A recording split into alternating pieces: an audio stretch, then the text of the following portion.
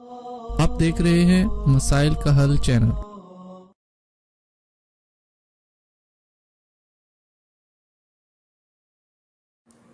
بسم اللہ الرحمن الرحیم، الحمدللہ رب العالمین، والصلاة والسلام علی سیدنا و حبیبنا محمد وعلی آلہ واصحابہ اجمعین۔ محترم ناظرین، آج ہم انشاءاللہ 28ویں پارے کا خلاصہ آپ کی خدمت میں پیش کرنے جا رہے ہیں۔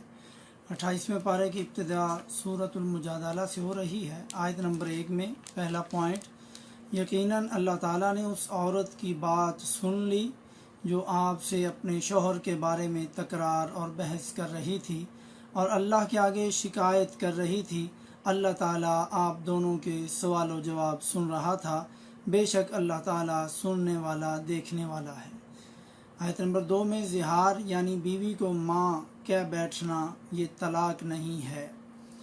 آیت نمبر 3 میں بیوی کو ماں کہنے کا جرمانہ بیان کیا گیا کہ جب تک وہ جرمانہ ادا نہ کریں تب تک وہ اپنی بیوی سے مل نہیں سکتے، یعنی ہم بستری نہیں کر سکتے اگر کسی نے اپنی بیوی کو ماں یا ماں جیسی کہہ دیا ہو۔ اور ان کا جرمانہ یہ ہے کہ وہ ایک گردن آزاد کریں، اگر یہ نہ ہو سکے تو پھر وہ مسلسل 2 مہینے کے روزے رکھیں بغیر شرعی عذر کے۔ اگر روزہ انہوں نے چھوڑ دیا تو پھر شروع سے نئے سرے سے ان کو روزے رکھنے پڑیں گے۔ اگر روزے رکھنے کی طاقت نہ ہو تو پھر 60 مسکینوں کو کھانا کھلائیں، ایک وقت میں یا مختلف اوقات میں، لیکن جب تک وہ اپنا یہ کفارہ ادا نہ کریں تب تک وہ دونوں مل نہیں سکتے۔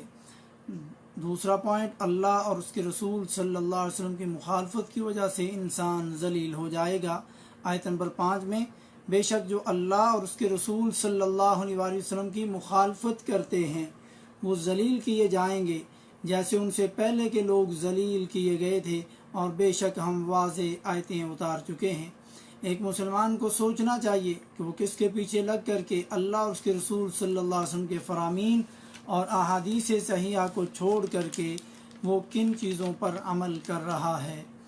تیسرا پوائنٹ، سرگوشی کرنا، کانا پوسی کرنا۔ آیت نمبر 9 میں اے ایمان والو، تم جب سرگوشی کرو تو یہ سرگوشیاں گناہ اور ظلم و زیادتی اور پیغمبر صلی اللہ علیہ وسلم کی نافرمانی پر نہ ہوں، بلکہ نیکی اور پرہیزگاری کی باتوں پر سرگوشی کرو۔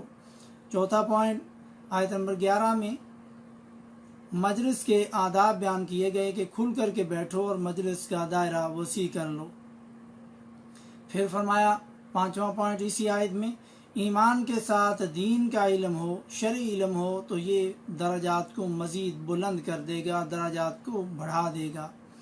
چھٹا پوائنٹ، آیت نمبر 19 میں شیطانی لشکر اور شیطان کی جماعت کی بات کی گئی۔ آیت نمبر 20 میں بے شک اللہ اور اس کے رسول صلی اللہ علیہ وسلم کی جو لوگ مخالفت کرتے ہیں وہی لوگ سب سے زیادہ ذلیلوں میں سے ہیں۔ ایک مسلمان کو اپنا محاسبہ کرتے رہنا چاہیے کہ وہ کن کن فرامین کی مخالفت کر رہا ہے۔ اپنی اس 5-6 فٹ کی باڈی پر وہ اللہ اور اس کے رسول کے احکامات پر عمل کر رہا ہے، کروا رہا ہے، یا ان کی مخالفت کر رہا ہے۔ ساتواں پوائنٹ، آیت نمبر 22 میں خدائی لشکر اور جماعت کی صفات کہ دوستی اور دشمنی کا معیار اللہ کی ذات ہے۔ پہلا پوائنٹ، اور یہی سب سے اہم پوائنٹ ہے اللہ کے لشکر کا، اللہ اور اس کے رسول صلی اللہ علیہ وسلم کی مخالفت کرنے والوں سے محبت اور دوستی نہیں کرتے، چاہے وہ لوگ جنہوں نے اللہ اور اس کے رسول کی مخالفت کی ہے وہ باپ کیوں نہ ہوں، وہ ان کے بیٹے ہی کیوں نہ ہوں، ان کے بھائی کیوں نہ ہوں، چاہے رشتہ دار ہی کیوں نہ ہوں، وہ ایسے لوگوں کو دوست نہیں بناتے، محبت نہیں کرتے، کیونکہ انہوں نے اللہ اور اس کے رسول صلی اللہ علیہ وسلم کی مخالفت کی ہے۔ سورۃ الحشر شروع ہو رہی، 8واں پوائنٹ، آیت نمبر 1 سے 4 تک، یہود کے قبیلہ بنو نذیر کی مدینہ سے جلا وطنی۔ یہ پچھلی صورت میں اللہ اور اس کے رسول صلی اللہ علیہ وسلم کی مخالفت کرنے والوں کی ذلت کی مثال بیان کر دی یہود کی جلا وطنی کر کے۔ 9واں پوائنٹ، آیت نمبر 7 میں مال فے کا حکم بیان کیا تاکہ دولت چند امیر گرہانوں میں گردش نہ کرتی رہے۔ مال فے کیا ہوتا ہے؟ جو علاقہ یا مال غنیمت جنگ کے ذریعے حاصل ہو تو اسے مجاہدین میں جنگ کرنے والوں میں تقسیم کیا جائے، اور جو علاقہ بغیر جنگ کے حاصل ہو تو وہ مسلمانوں کی فلاح و بہبود میں خرچ کیا جائے یا قومی خزانے میں جمع کر دیا جائے۔ 10واں پوائنٹ آیت نمبر 7 میں، اسی آیت میں، وَمَا آتَاكُمُ الرَّسُولُ فَخُذُوهُ وَمَا نَهَاكُمْ عَنْهُ فَانْتَهُوا وَاتَّقُوا اللَّهَ إِنَّ اللَّهَ شَدِيدُ الْعِقَابِ، اور جو رسول اللہ صلی اللہ علیہ وسلم تمہیں کچھ دیں اسے لے لو، اور جس چیز سے منع کر دیں اس سے رک جاؤ، اور اللہ سے ڈرو، بے شک اللہ تعالیٰ سخت ترین عذاب دینے والا ہے۔ یہی آیت ہی پورے قرآن کی وضاحت کر رہی ہے، یا پورے قرآن کی وضاحت کے لیے کافی ہے۔ غالباً یہ امام ابن کثیر رحمہ اللہ کا یہ قول پہلے میں نے پڑھا تھا، مگر ابھی فی الحال میں اس پر نظر نہیں دڑا سکا، اس کی تحقیق نہیں کر سکا، لیکن یہ بات پورے قرآن میں رسول اللہ صلی اللہ علیہ وسلم اور اللہ کی اطاعت کا حکم دیا گیا ہے، تو یہ آیت بھی اسی چیز پر دلالت کر رہی ہے۔ 11واں پوائنٹ آیت نمبر 9 میں، انصار کی مہاجرین کے لیے اتنی خدمات کہ اپنے دلوں میں ان کے بارے میں تنگی نہیں رکھتے، دل میں ان کو برا نہیں جانتے، بلکہ خود ان کو اپنے اوپر ترجیح دیتے ہیں، چاہے خود کو اس کی کتنی ہی حاجت اور ضرورت ہو۔ بات دراصل یہ ہے، جو بھی نفس کے بخل سے بچایا گیا وہی کامیاب ہے، یعنی حرص نفس سے بچو۔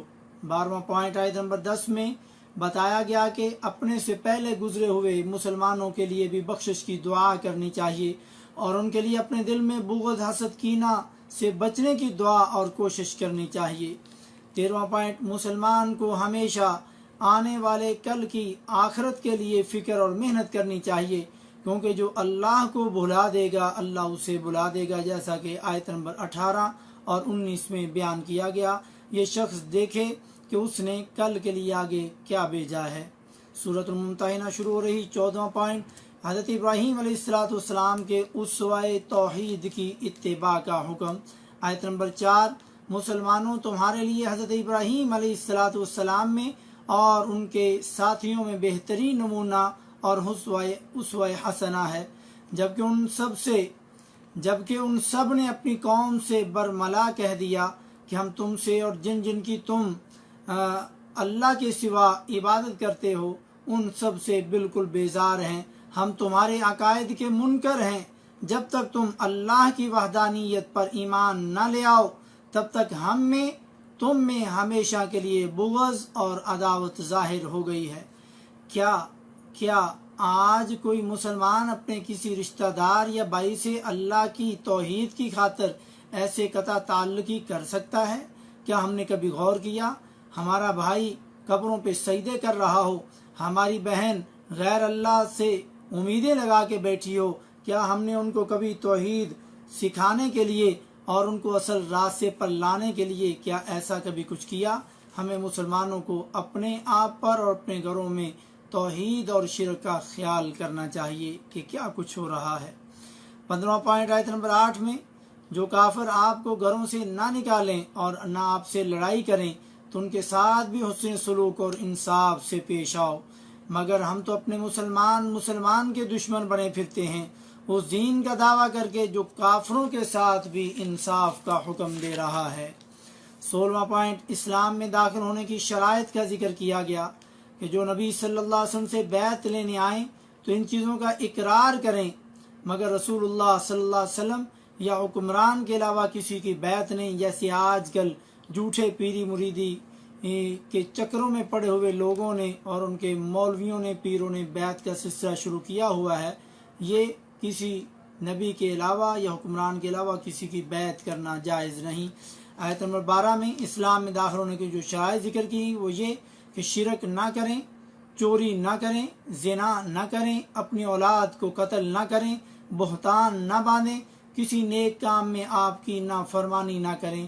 یہ وہ اصول ہیں جن کا وہ اقرار کریں تو پھر ان سے بیعت لے لیں اور وہ اسلام میں داخل ہو گئے۔ سورۃ الصف شروع ہو رہی۔ آیت 17واں پوائنٹ، قول و فعل میں تضاد قابل قبول نہیں۔ آیت نمبر 2 میں، اے ایمان والو وہ بات کیوں کہتے ہو جو کرتے نہیں ہو۔ 18واں پوائنٹ آیت نمبر 8 اور 9 میں، اسلام غالب ہو کر کے رہے گا اور یہی رسول اللہ صلی اللہ علیہ وسلم کی بعثت کا مقصد ہے۔ وہ اللہ کے نور کو بجھانا چاہتے ہیں مگر اللہ اسے کمال تک پہنچائے گا اور اسے تمام مذاہب پر غالب کر دے گا، یعنی دین اسلام کو۔ 19واں پوائنٹ 11 سے 13 آیت میں، ہمیشہ نفع دینے والی تجارت جہاد فی سبیل اللہ ہے، یعنی اللہ اور اس کے رسول صلی اللہ علیہ وسلم پر ایمان لانے کے بعد مال اور جان سے جہاد فی سبیل اللہ کرنا۔ سورۃ الجمعہ شروع ہو رہی ہے۔ 20واں پوائنٹ آیت نمبر 5 کا مفہوم، اللہ کی کتاب قرآن مجید سے غافل قوم کی مثال اس گدھے جیسی ہے جس پر کتابیں لدی ہوئی ہوں۔ جس طرح ان کتابوں سے گدھے کو کوئی لینا دینا نہیں، اس کو کوئی فائدہ نہیں، ایسے اس مسلمان کا اس قرآن سے کوئی لینا دینا نہیں، اس سے کوئی فائدہ نہیں، جس نے آج تک اسے سنبھال کر کے تو رکھا، اوپر گھر میں سب سے اونچا تو رکھا، مگر نہ اسے پڑھا، نہ سمجھا، نہ غور کیا، نہ ترجمہ پڑھ کے دیکھا۔ خدا را اب بھی قرآن کو ترجمے سے پڑھنا شروع کر دو اور رمضان میں اس کی ابتدا کر دو تاکہ آپ کی یہ نیکی بڑی لکھی جائے، اور قرآن کے ساتھ یہ جو ایسا ہم برتاؤ کر رہے ہیں اس سے توبہ کر لو۔ 21واں پوائنٹ آیت نمبر 9 اور 10 میں جمعہ کی اذان ہونے پر کاروبار خرید و فروخت منع کر دیا گیا کہ اذان کے بعد کوئی ایسا کام نہ کرے خرید و فروخت والا، بلکہ اللہ کے ذکر کی طرف، جمعہ کی طرف آ جائیں۔ 22واں پوائنٹ سورۃ المنافقون شروع ہو رہی ہے۔ آیت نمبر 1 کا مفہوم، منافقین کی باتوں سے کبھی متاثر نہ ہوا کریں، وہ ایمان لانے کے بعد کفر کرتے ہیں، وہ اللہ اور اس کے رسول صلی اللہ علیہ وسلم اور مسلمانوں کے سخت دشمن ہیں اور وہ بالکل جھوٹے ہیں۔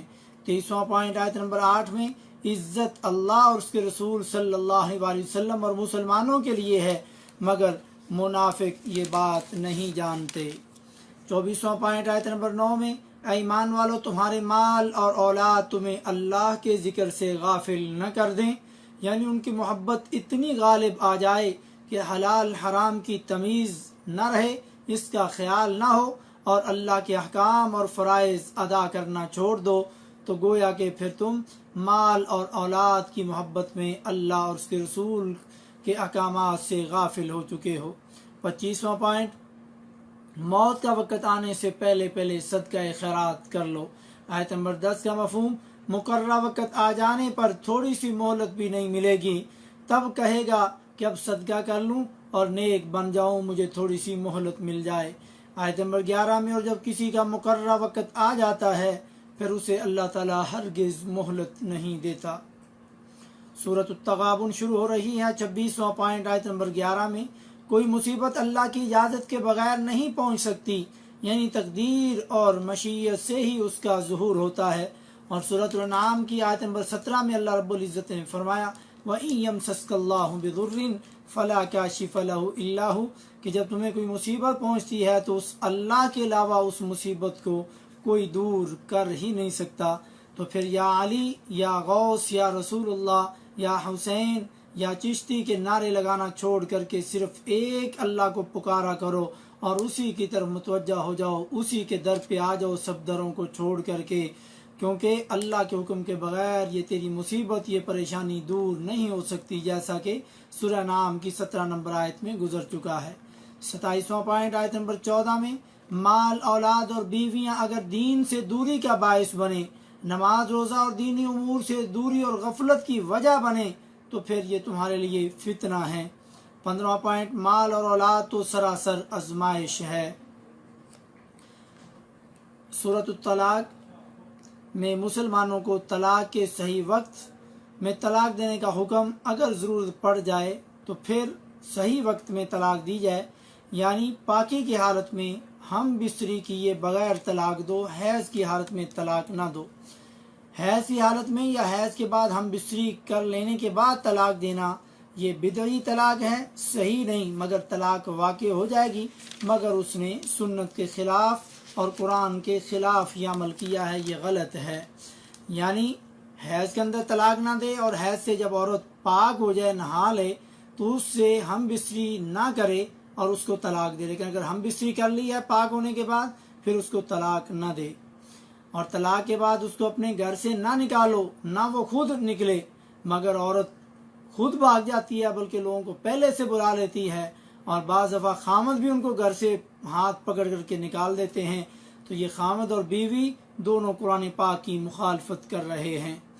29واں پوائنٹ، عدت کا بیان، یہی عورت عدت اپنے اسی گھر میں پوری کرے گی جو 3 حیض ہے، یعنی اس عورت کو حیض آتا ہے، اس کی عدت 3 حیض ہے، اور جو حاملہ عورت ہو تو اس عورت کی مدت وہ ہے جب تک وہ بچے کو وضع حمل نہ کر لے، بچے کی ولادت نہ ہو جائے، وہ چاہے 2 دن بعد ہو جائے تو اس کی عدت ختم، چاہے اس کی عدت 7 مہینے بعد بچے کا جنم ہو تو 7 مہینے تک وہ عدت میں رہے گی۔ لیکن جن عورتوں کو حیض نہیں آتا، تیسرا پوائنٹ، تو ان لوگوں کی عدت 3 مہینے ہے۔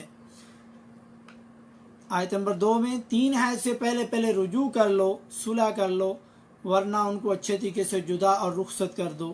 کاش یہ طریقہ کب مسلمان اپنائیں گے۔ اگر کبھی ضرورت پڑ ہی جائے طلاق دینے کی تو کیا کوئی ایسا مسلمان مل سکتا ہے کہ جس نے قرآن کے حکم کے مطابق طلاق دی ہو، سنت کے مطابق طلاق دی ہو؟ اللہ اکبر۔